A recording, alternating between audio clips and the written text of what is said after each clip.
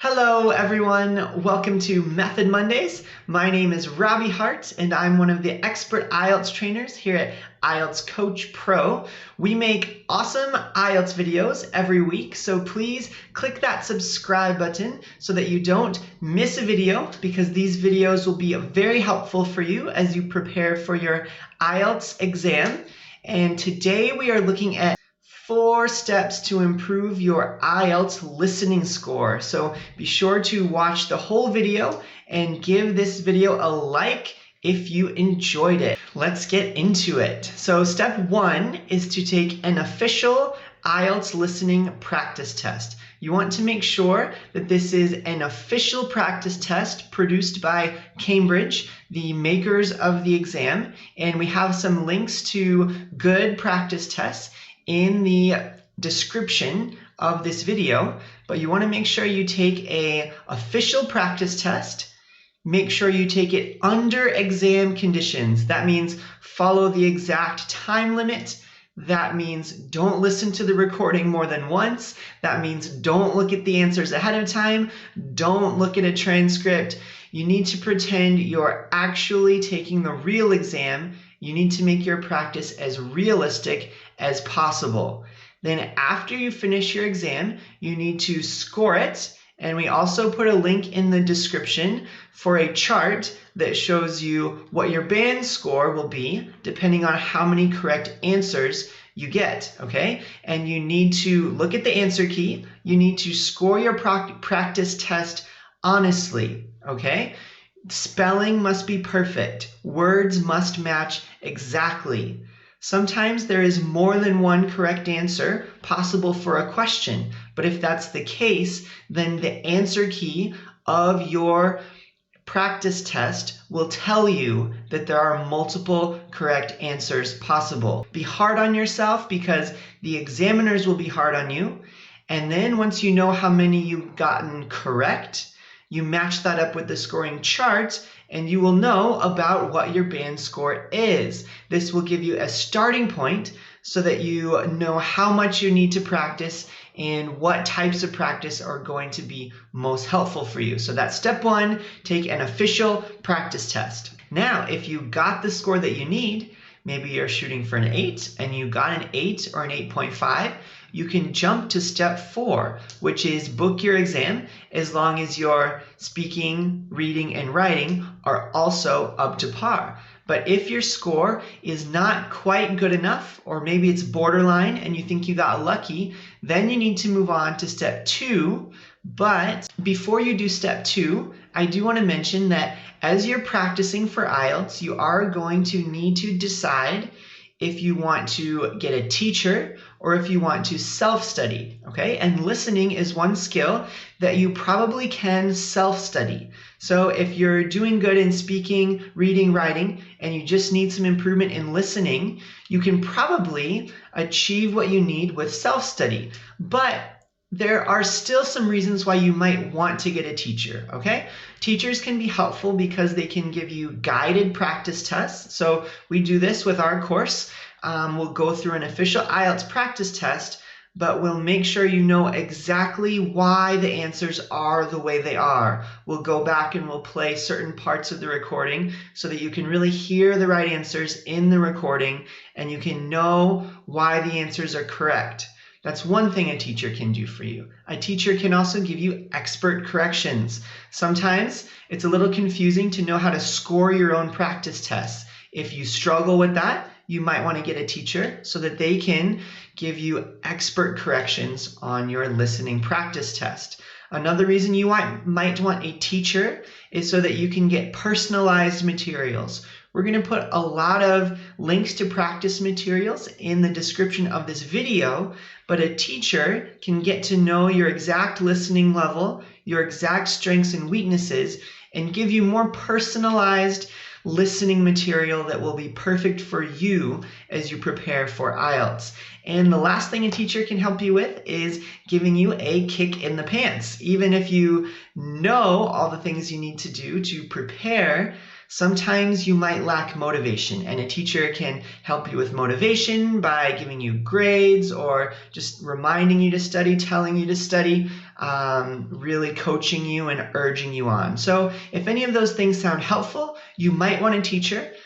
We do one-on-one tutoring and also group classes at IELTSCoachPro.com.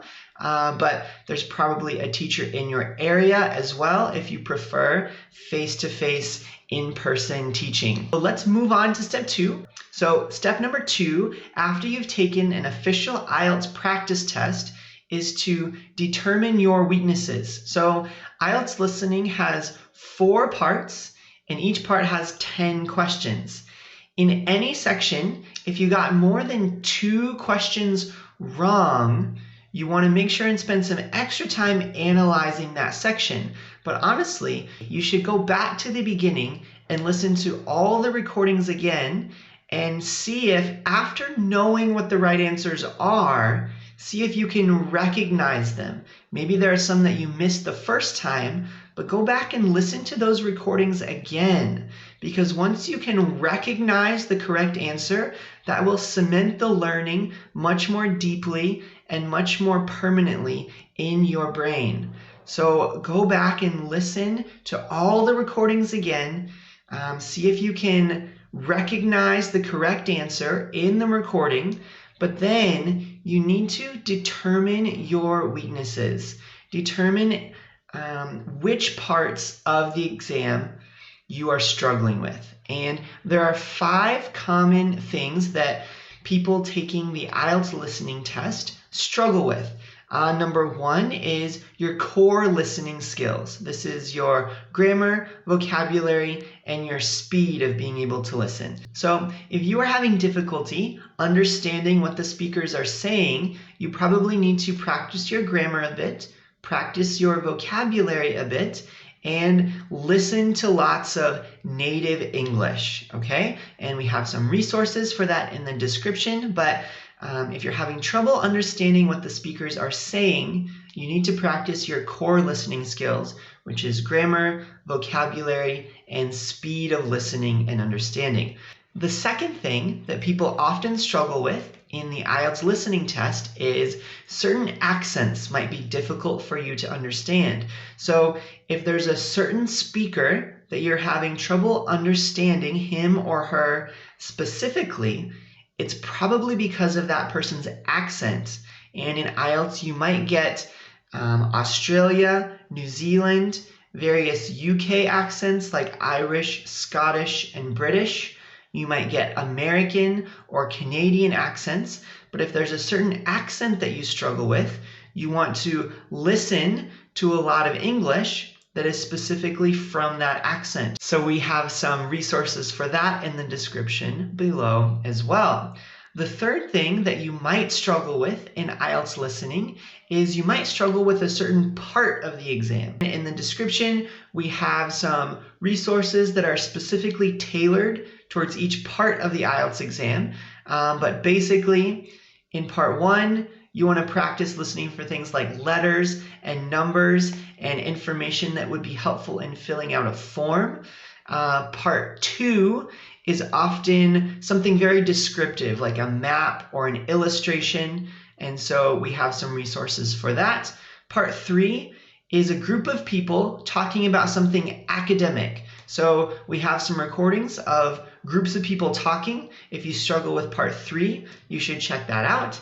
And part 4 is an academic lecture. So we have some really good resources for that below as well. But determine your weaknesses. And if your weakness is that you struggle with a certain part of IELTS, you should focus on that. Something that's very similar to this is you might struggle with a certain question type. So map type questions is one that often trips people up. If you struggle with that, you need to take some mini IELTS practice tests that are specifically focused on the question type that you struggle with. So if you always get the map questions wrong, you probably want to watch a video. There's YouTube videos that help you with map questions, but then practice some map IELTS practice tests, okay? Matching is one that students also often struggle with. So if there's a certain question type that you struggle with, take some mini IELTS practice tests that are focused on that question type. And the last thing that might trip you up if you're doing IELTS listening is spelling. So there are some questions in IELTS listening where you have to hear a word and then spell it correctly on your paper when you're writing the answer. If you don't know how to spell the word and you spell it incorrectly, you will get that question wrong. So if you struggle with spelling, the best way to improve your spelling is to engage in an activity where you listen to someone using native English as you read a transcript of what they are saying. So we have some resources for that down below. But another thing you can do is you can use audiobooks and read along with the physical book, and that can also help you with your spelling. So you might struggle with your core listening skills, you might struggle with a certain accent, you might struggle with a certain part of the IELTS exam, you might struggle with a certain question type, or you might struggle with spelling. It's very important that you know what your weaknesses are so that you can spend your time studying in that specific area that's going to help your score improve the most. So know your weaknesses and study so that you can get better at them. That was step 2. Now let's do step 3, and this is practice, practice, practice. So listening is a skill that if you need to improve it, you're going to have to practice a lot. So I highly recommend, if your listening is not good enough, you need to spend an hour a day on listening practice.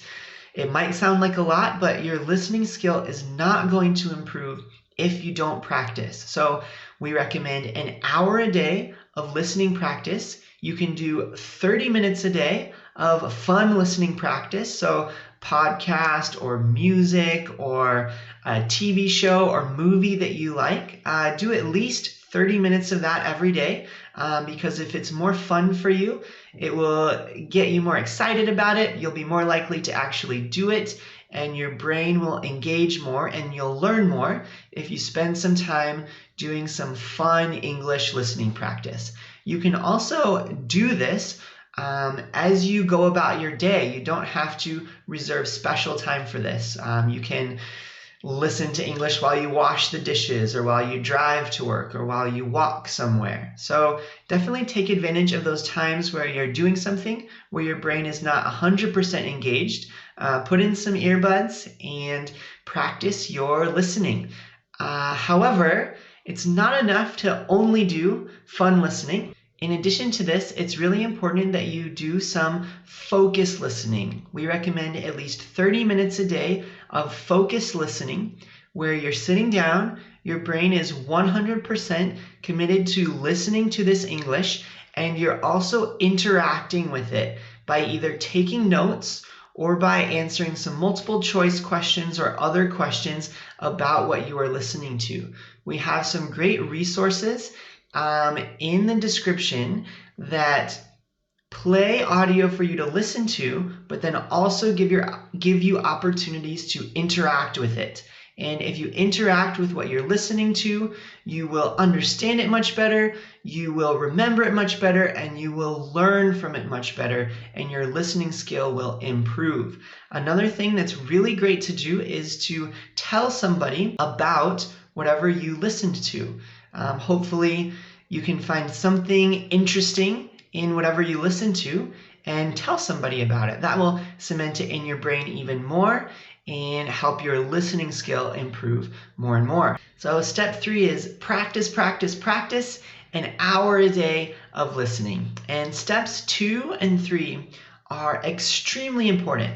A lot of students only do step 1. They will take some IELTS practice tests, but if you don't know your weaknesses, which is step 2, and you don't practice, practice, practice, your listening skill will not improve. So it's critically important that you know your weaknesses and that you practice.